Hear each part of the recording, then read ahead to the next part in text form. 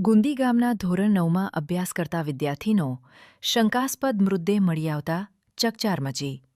પંચમહાલ જિલ્લાના ઘોગંબા તાલુકાના ગુંદી ગામના રાઠવા ફળિયામાં રહેતા ધોરણ 9માં અભ્યાસ કરતા વિદ્યાર્થી યુવરાજ વદેશી રાઠવા, ઉંમર 14થી 15 વર્ષનો.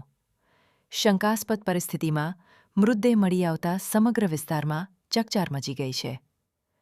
પ્રાથમિક તપાસ મુજબ યુવરાજનો મૃતદેહ ઇલેક્ટ્રિક વાયરથી કરંટ લાગેલી હાલતમાં મળી આવ્યો હતો.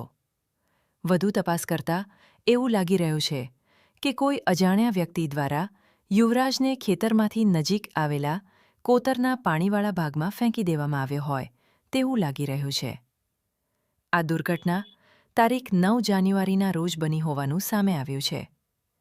શુક્રવારનો દિવસ હોવાથી શાળા ચાલુ હતી, પરંતુ યુવરાજ તે દિવસે શાળા સુધી પહોંચ્યો ન હતો તેવી માહિતી સ્થાનિક લોકો દ્વારા મળી રહી છે. પ્રાથમિક માહિતી અનુસાર યુવરાજ સહિત કુલ 5 વિદ્યાર્થીઓ કોઈ સીમ વિસ્તાર તરફ ગયા હતા.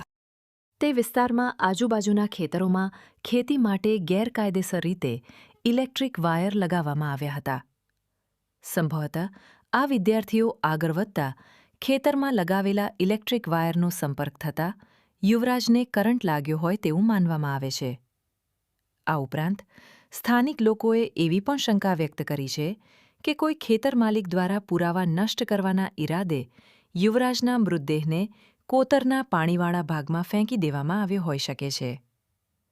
આ બનાવ અંગે તાત્કાલિક ન્યાયસંગત અને ઊંડાણપૂર્વક તપાસ કરી જવાબદાર સામે કડક કાર્યવાહી કરવામાં આવે તેવી આદિવાસી યુવા સંઘર્ષ સમિતિ અને પરિવારજનો દ્વારા માંગ ઉઠી છે.